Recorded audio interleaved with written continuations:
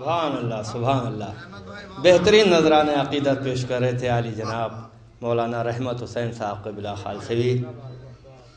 حضرات جناب مولانا کے بعد اب میں دست بستہ گزارش کر رہا ہوں اس یوم حسین کے صدر عالی جناب حجت الاسلام مولانا ابو افتخار صاحب زیدی کی خدمت میں کہ وہ مجلس اعضاء کو خطاب فرمائیں، کیونکہ مقررین ظاہر آج اتوار کا دن ہے، کئی مجلسیں نہیں آ سکے.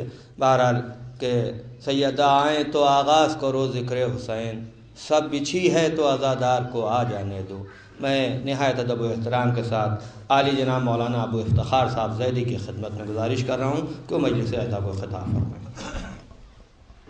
اعوذ باللہ العلی العظیم من الشیطان اللعین الرجیم. بسم اللہ الرحمن الرحیم. الحمد للہ رب العالمین بارئ الخلائق اجمعین وباعث الانبیاء والمرسلین وملجأ الشہداء والصدیقین والصالحین والصلاة والسلام على خاتم النبیین وسید المرسلین سیدنا ونبینا وشفیع ذنوبنا وطبیب نفوسنا وحبیب قلوبنا ابی القاسم محمد وعلى اہل بیتہ الطیبین الطاہرین المعصومین المظلومین الکہف الحصین الغیاث المستر المستکین لا سیما بقیت اللہ فی الارضین الذین اذهب اللہ عنہم الرجس وطہرہم تطہیرا. ولعنت اللہ علی اعدائہم وقتلتہم وغاصبی حقوقہم ومنکری فضائلہم ومصائبہم خصوصا قاتلی فاطمۃ الزہرا ومحسن علیہم السلام الی قیام یوم الدین. اما بعد فقد قال رسول اللہ صلی اللہ علیہ وآلہ وسلم ھذا حسین فاعرفوہ. صلوات پڑھیں محمد وآلہ. مختصر الفاظ میں آپ کی خدمت میں عرض کرنا ہے، بہت ہی مشہور حدیث ہے رسول کی کہ یہ حسین ہے، اسے پہچانو. اس کا بیک گراؤنڈ کیا ہے، یہ حدیث کیوں پیش فرمائی پیغمبر نے؟ خطبہ دے رہے ہیں، نماز جمعہ کا خطبہ ہے. امام حسین آئے، عبا میں پیر الجھ گئے اور گر گئے. تو سب سے پہلی بات یہ سمجھ لیجئے، عبا میں پیر الجھ جائے اور جو گر جائے تو وہ امام نہیں ہوتا، وہ امام ہو نہیں سکتا. تو اس کا مطلب یہ ہے کہ کوئی مصلحت الہی ہے، کوئی عظیم مصلحت ہے، ورنہ امام. اور اچھا یہ بھی ایک خاصیت ہے کہ ہر جگہ آپ دیکھیے کہ کسی سٹیج پہ پہنچنے کے بعد ہی مثلا اس کو کوئی عہدہ ملتا ہے. یہ ایک بات سمجھ لیجئے، جب MBBS کر لے تو ڈاکٹر بنتا ہے، PhD کر لے تو مثلا ڈاکٹر کہا جاتا ہے، یہ کر لے وہ کر لے. اور آیت اللہ بھی کم سے کم 60 سال پڑھ لے تو آیت اللہ کا لیبل لگتا ہے. تو لیکن امامت ایک ایسی شے ہے کہ جیسے ہی پیدا ہوئے ویسے ہی امام، بلکہ اور میں الفاظ بدل کے کہوں بطن مادر میں بھی امام ہی ہوتا ہے. اس لیے ولادت نہیں ہوتی امام کی، امام کا نزول ہوتا ہے. صلوات پڑھیں بر محمد و آل محمد. اچھا اس کے لیے بھی کہ اگر ہم یہ مان لیں ولادت ہوتی ہے، ولادت ہوتی نہیں امام کی. یہ لفظ غلط ہیں، یہ جو کہا جاتا ہے جشن ولادت، میں نہیں مانتا اس کو. جشن نزول ہونا چاہیے، جشن نزول ہونا چاہیے. ولادت ہے ہی نہیں. دلیل اس کی یہ ہے، دلیل اس کی یہ ہے، پہلی منزل میں اللہ نے امامت کو ثابت کرنے کے لیے دلیل یہ دے دی، اگر خانہ کعبہ کو 3 دن کے بعد پاک کروایا جاتا تو ہم مانتے کہ علی کی ولادت ہوئی ہے. پاک نہ کروانا اس بات کی دلیل ہے کہ ولادت امامت کی نہیں ہوتی ہے بلکہ نزول ہوتا ہے. صلوات پڑھیں بر محمد و آل محمد.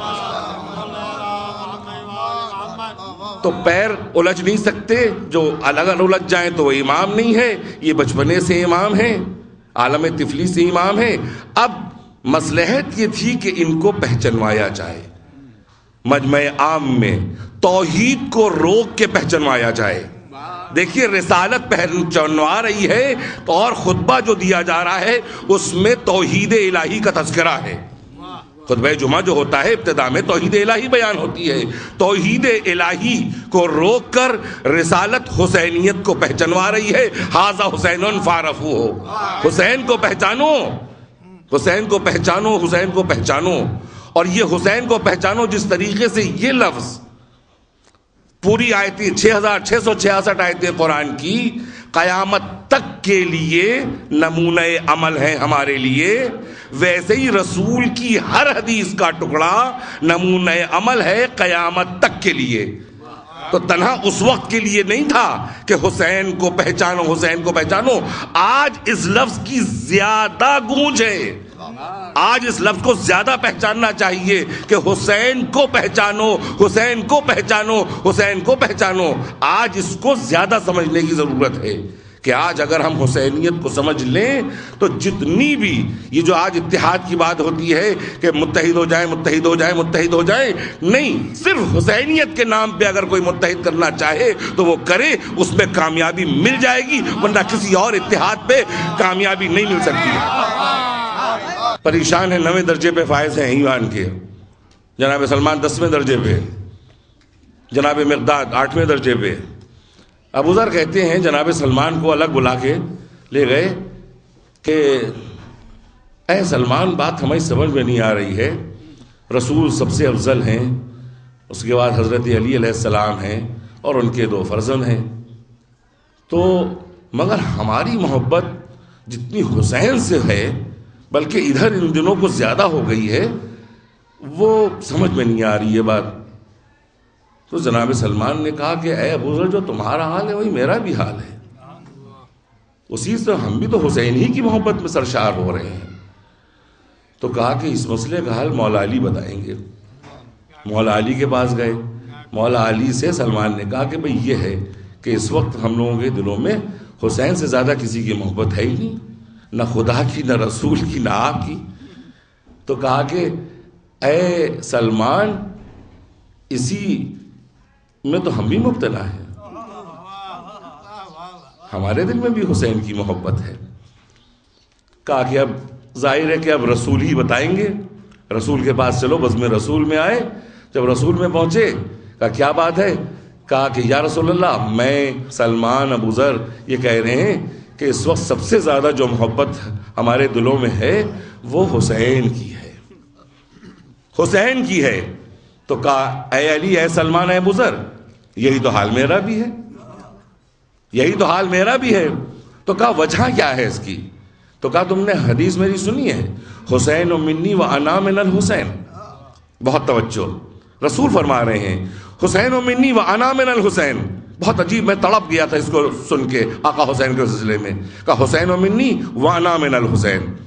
کہا اگر ان کی محبت حسین و منی کی وجہ سے ہوتی تو ترتیب وار ہوتی، توجہ چاہ رہا ہوں، ترتیب وار ہوتی، ان کی محبت انا من الحسین کی وجہ سے ہے۔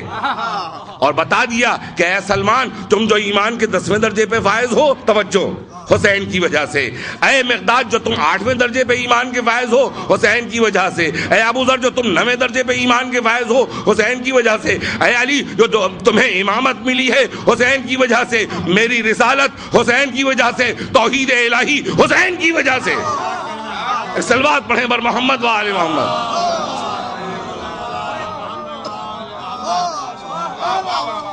ایک اور صلوات پڑھیں بآواز بلند۔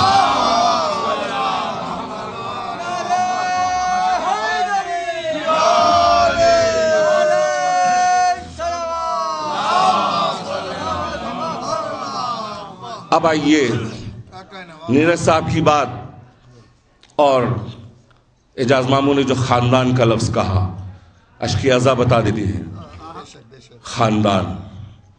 تو یہیں سے ایک بات ذہن میں آئی کہ پیغمبر نے فرمایا ہے ان الحسین مصباح الہدی و سفینۃ النجات۔ حسین چراغ ہدایت ہے، حسین چراغ ہدایت ہے۔ ہدایت کا مطلب یہ ہے یعنی اگر کوئی چراغ ہدایت بن جائے تو اس کا مطلب یہ ہے کہ وہ ان لوگوں کو جو بے ہدایتیں ہیں ہدایت پہ لے آئے. یہی تو مقصد ہے. اب آپ یہاں دیکھیے کہ اس بزم میں کتنے لوگ بیٹھے ہیں, کس کس مذہب کے بیٹھے ہیں. اگر صرف شیعہ بیٹھے ہوں تو پھر اس کا مطلب کچھ نہیں ہے. لیکن اگر یہاں ہندو بھی بیٹھا ہو, سکھ بھی بیٹھا ہو, دوسرے مذہب کے لوگ بھی بیٹھے ہوں, اس کا مطلب یہ کہ حسین چراغ ہدایت ہیں اور ہدایت پا رہے ہیں. لوگ آ رہے ہیں. اب سفینۃ النجات حسین, اب یہاں پہ خاندان حسین سفینہ نجات ہیں. اب سفینہ ہم نے تو جو سفینہ قرآن میں دیکھا وہ جناب نوح کا سفینہ تھا. اس پہ انہیں پوری ترکیب بتائی گئی, ایسے بناؤ ویسے بناؤ. اور اس کے بعد جو تھا جب کشتی بن گئی, کشتی جب بن گئی تو اس کشتی میں کہا کہ سوار کرو. کس کو سوار کرو؟ کہا جو حسب اور نسب کے اعتبار سے صحیح ہوں. بہت توجہ, میں کیا عرض کرنا چاہ رہا ہوں. جو حسب کے حساب سے بھی دیکھیے اشک اعضا بتا دیتا ہے خاندان, اشک اعضا بتا دیتا ہے کہ حسب اور نسب کے اعتبار سے جو صحیح ہیں انہی کو سوار کرنا. جناب نوح نے چن چن کے ان لوگوں کو سوار کیا جو حسب اور نسب کے اعتبار سے صحیح تھے. دیکھیے دونوں اعتبار سے, اگر نسب کے اعتبار سے صرف کہتا تو بیٹے کو بیٹھا لیتے, بیٹے کو بیٹھا لیتے. لیکن شرط لگا دی, قرآن نے شرط لگا دی, حسب اور نسب. جو حسب اور نسب کے اعتبار سے, جو حسب اور نسب کے اعتبار سے صحیح ہو اسی کو کشتی پہ بیٹھانا. اب حسین کو رسول فرما رہے ہیں کہ حسین کشتی نجات ہیں. اب ویسی کشتی تو ہم نے دیکھی نہیں کہ جو نوح نے بنائی تھی, وہ قرآن میں ہے, ہم نے وہ دیکھی نہیں. ہاں عام طور پہ ہم نے کشتیاں دیکھی ہیں تو اس پہ ہر آدمی سوار ہو جاتا ہے. لیکن پیغمبر فرما رہے ہیں حسین کو کشتی نجات. تو آپ کہیں نہیں جائیے, آپ دریا کے صحرا, کسی دریا کے کنارے نہ جائیے, کسی اور جگہ نہ جائیے, صرف آپ مجلس حسین میں آ کے بیٹھ جائیے. مجلس حسین میں آ کے بیٹھ جائیے. یہی کشتی نجات حسین ہے, یہی کشتی نجات حسین ہے. اب آپ کو یہاں پر ایک, جو لوگ محرم کا زمانہ جب ختم ہو جائے گا اب شادیوں کے رشتے لیے جائیں گے, لڑکا لڑکی کے بارے میں لوگ جا کے دریافت کریں گے, بھئی فلاں ہے, ہم نے رشتہ دیا ہے, آپ بتا دیجئے حسب و نسب کیسا ہے. دیکھیے میں کیا عرض کرنا چاہ رہا ہوں. حسب و نسب کیسا ہے؟ چچا سے پوچھا جا رہا ہے, پھپھا سے پوچھا جا رہا ہے, پڑوسی سے پوچھا جا رہا ہے, دوستوں سے پوچھا جا رہا ہے. ارے بھائی اتنی پریشانی کی ضرورت نہیں ہے, اتنی پریشانی کی ضرورت نہیں ہے. آپ کو حسب نسب ہی تو دریافت کرنا ہے. کسی مجلس حسین میں جا کے بیٹھا ہوا دیکھ لیجئے گا تو سمجھ لیجئے گا اس کا حسب بھی صحیح ہے, اس کا نسب بھی صحیح ہے. صلوات پڑھے پر محمد و آل محمد. اس کا حسب بھی صحیح ہے اور نسب بھی صحیح ہے. تو ہم خود بتا دیتے ہیں کہ ہمارا خاندان کیا ہے, ہماری حیثیت کیا ہے. آقا حسین کا غم یا ان کی فضیلت ایسی ہے کہ ہم دنیا پر آشکار ہو جاتے ہیں کہ ہم حسینی ہیں, چاہے وہ ان کی محفل ہو چاہے ان کی مجلس ہو.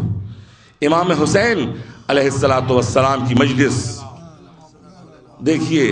اور دوسری چیزیں, نماز پڑھنے کے لیے شرط ہے کہ کلمہ پڑھے, روزہ رکھنے کے لیے شرط ہے کہ کلمہ پڑھے,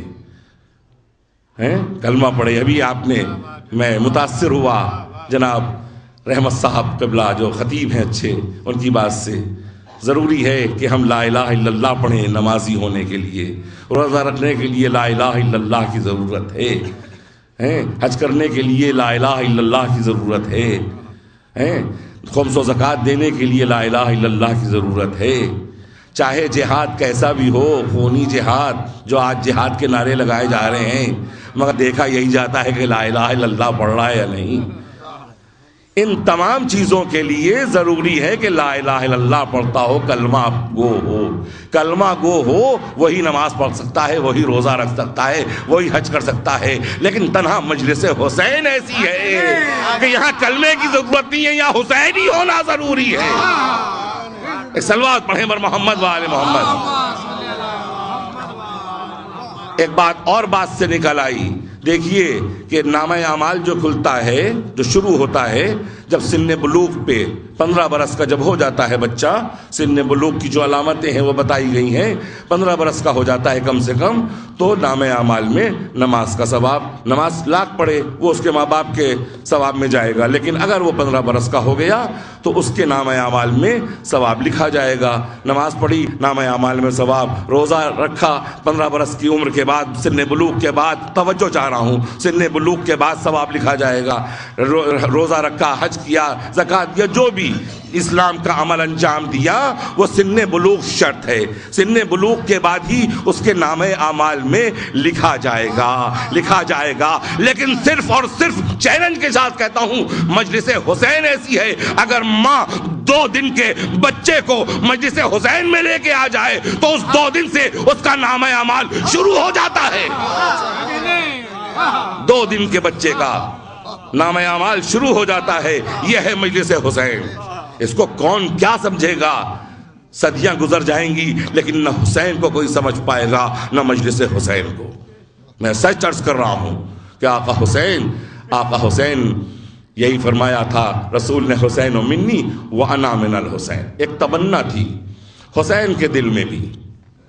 اب دیکھیے اس کو میں کیسے چاہ رہا ہوں. رسول جب اس دنیا سے رخصت ہوئے تقریباً 32 برس تلک دعا کرتے رہے.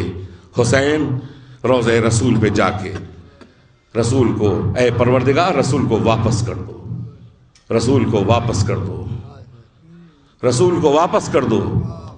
یہی دعا رسول کو واپس کر دو.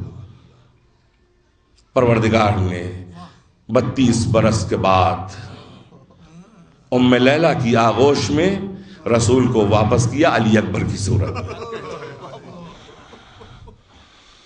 کون؟ علی اکبر ہم شکل پیغمبر، رفتار میں، گفتار میں، چال میں، ڈھال میں پوری رسول کی شبیہ. جب جوان ہوئے بالکل رسول کی شبیہ. اب دیکھیے، اب پڑھیے حسین و منی وانا من الحسین. اب یہاں پہ اس کو اس سے ملائیے، حسین و منی وانا من الحسین. انا من الحسین تو علی اکبر کی صورت میں پیغمبر آ گئے، معائنہ کر رہے ہیں، حسین کے کارناموں کو دیکھ رہے ہیں، اور حسین کو جو سب سے بڑا امتحان، سب سے بڑا انسان بن کے دینا ہے وہ علی اکبر ہی کا دینا ہے. ویسے تو حسین نے بہت امتحان دیے، مگر ایک بات یہ بھی عرض کر دوں کہ میں نے دیکھا قرآن مجید میں امتحان انبیاء نے بہت دیے، لیکن امتحان دیتے دیتے تھک گئے. قرآن نے یہ بھی لکھ دیا قرآن نے کہ ہر نبی امتحان دینے کے بعد تھک گیا کہ بس پروردگار. لیکن تنہا کائنات میں حسین ہیں کہ جو تھکے نہیں بلکہ امتحان لینے والا تھک گیا. امتحان لینے والا تھک گیا. عزیزان گرامی، اس نے کہا بس حسین، یا ایتھا النفس المطمئنۃ ارجعی الی ربک راضیۃ مرضیہ. راضی ہو گئے ہم تم سے، اب پلٹ آؤ، بس کرو، بس بس بس. عزیزان گرامی، کیسے کیوں نہ پروردگار کہہ دیتا، کیسے امتحان دیے. علی اصغر کے گلے پہ تیر لگوانا اور اسے دیکھنا برداشت کرنا آسان نہیں تھا. علی اکبر کے سینے سے برچی کا پھل نکالنا آسان نہیں تھا. برابر کے بھائی کے شانے قلم ہوتے ہوئے دیکھنا یہ آسان نہیں تھا. بچوں کا پیاسا تڑپنا یہ آسان نہیں تھا. سربراہ تھے اپنے پورے خانوادے کے. ایک باپ کے سامنے بچی پیاسی ہو، وہ پانی کا انتظام نہ کر سکے، اس سے کہ دل سے پوچھئے کیا عالم ہوتا ہوگا.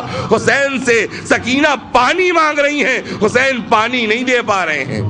عزیزان گرامی، علی اکبر بس دو، زیادہ مجھے عرض نہیں کرنا ہے. میں زحمت بھی نہیں کہتا کہ میں زحمت ختم کر رہا ہوں، اس لیے کہ یہ رحمت کا تذکرہ ہے، چاہے فضائل ہو چاہے مصائب ہوں. بس 2-3 منٹ اور مجلس تمام.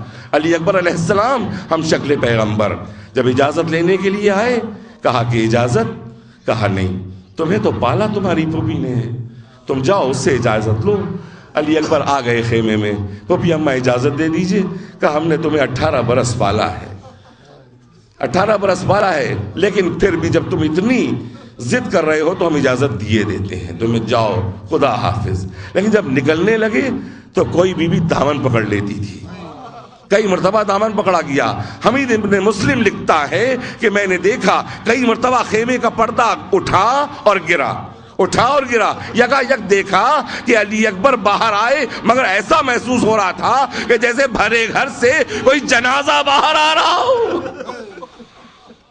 غرض یہ کہ حسین کے پاس علی اکبر آئے، اور حسین کے پاس جب آئے اور آنے کے بعد کہا اب اجازت دے دیجئے، کہا جاؤ بیٹا، خدا حافظ کر دیا. مگر ایک جملہ کہا، میرے لال تم میرے نانا کی شبیہ ہو نا، میں نانا کی زیارت کرنا چاہتا ہوں، میں تمہیں دیکھتا رہتا ہوں، زیارت ہوتی رہتی ہے، جتنی دیر تک آمنا سامنا رہے مڑ کے دیکھتے رہنا تاکہ نانا کی زیارت ہوتی رہے.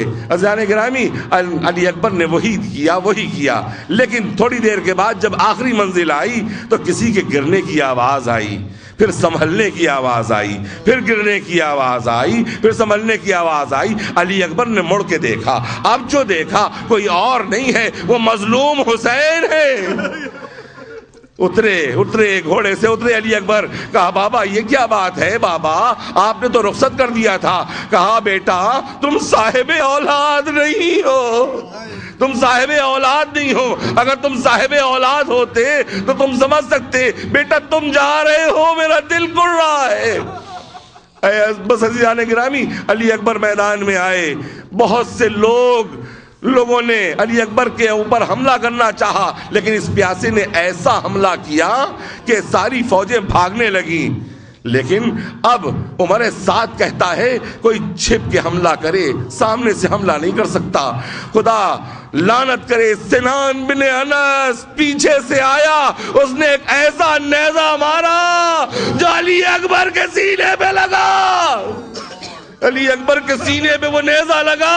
علی اکبر نے چاہا نیزہ نکالے، نیزہ تو باہر آ گیا، لیکن نیزے کا پھال علی اکبر کے کلیجے میں.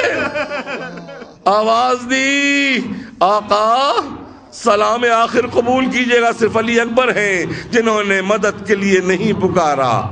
علی اکبر نے کہا سلام آخر ہو، لیکن حسین پہنچ گئے. جب حسین پہنچے تو علی اکبر نے کہا بابا آپ ذرا دور چلے جائیے، ذرا دور، بس 2 منٹ ہو مجلس تمام، دور چلے جائیے. کہا میرے لال ایسا کیوں کہہ رہے ہو؟ کہا نہیں آپ چلے جائیے. کہا اس لیے میں کہہ رہا ہوں بابا جوان کا دم مشکل سے نکلتا ہے، بابا آپ دور چلے جائیے. لیکن حسین نہیں گئے. حسین نے کہا بیٹا یہ سینے پہ ہاتھ کیوں رکھے ہو؟ میرے لال یہ سینے پہ ہاتھ کیوں ہے؟ کہا بابا نہ پوچھئے، بابا آپ برداشت نہ کر پائیں گے. کہا میرے حق کی قسم بتا دو میرے لال. کہا سینے میں برچی کا بل ٹوٹ گیا ہے. اب ہاتھ ہٹایا، کربلا کی سرزمین پہ بیٹھ گئے. عجب نہیں کہ فاطمہ زہرا آ گئی ہوں، رسول خدا آ گئے ہوں. یہ اس لیے کہ سب سے بڑا امتحان دینے کے لیے سرزمین کربلا پر سب سے بڑا انسان بیٹھ گیا. ایک ہاتھ زمین کربلا پہ رکھا، شاید آواز آئی ہو فاطمہ کی میرے لال. ادھر لال کی آواز آئی ہوگی، علی اکبر کے سینے میں ہاتھ ڈالا، بسم اللہ وباللہ یا علی مدد. ارے علی اکبر کا کلیجہ نیزے کے بل کے ساتھ آ گیا. علی اکبر روح قفس انسانی سے پرواز کر گئی. آؤ بنی ہاشم کے بچوں، آؤ علی اکبر کو لے جاؤ. ارے تمام لاشیں علی اکبر، تمام لاشیں حسین نے اٹھائیں، لیکن ہائے علی اکبر کی لاش کے لیے کہہ رہے ہیں اے بنی ہاشم کے بچوں آؤ، حسین میں طاقت نہیں ہے. علی اکبر کے بعد بچے آئے، حسین نے سہارا دیا. خیمے میں لاشیں علی اکبر، علی اکبر علی اکبر. سيعلم الذين ظلموا أي منقلب ينقلبون.